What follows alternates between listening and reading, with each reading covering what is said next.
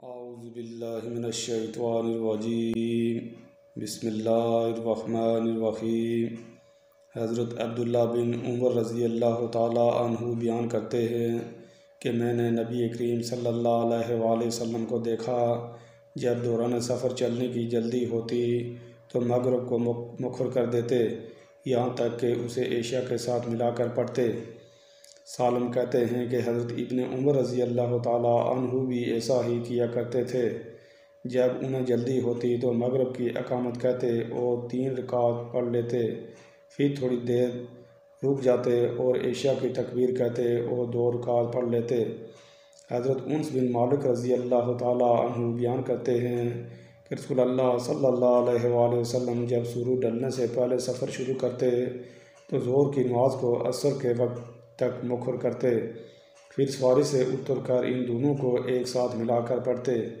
اگر سورج ڈھلنے کے بعد سفر شروع کرنا ہوتا تو ظہر کی نماز پڑھ کر سوار ہوتے۔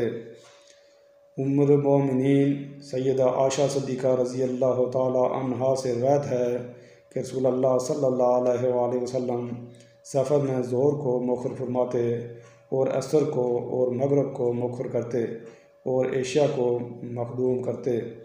حضرت معاذ بن جبل بیان کرتے ہیں کہ ہم غزوہ تبوک میں رسول اللہ صلی اللہ علیہ وآلہ وسلم کے ہمراہ سفر پر نکلے۔ آپ صلی اللہ علیہ وآلہ وسلم نے ظہر اور عصر اکٹھا پڑھنا شروع کیا، ظہر کو اس کے آخری وقت میں پڑھتے اور عصر کو شروع وقت میں پڑھتے۔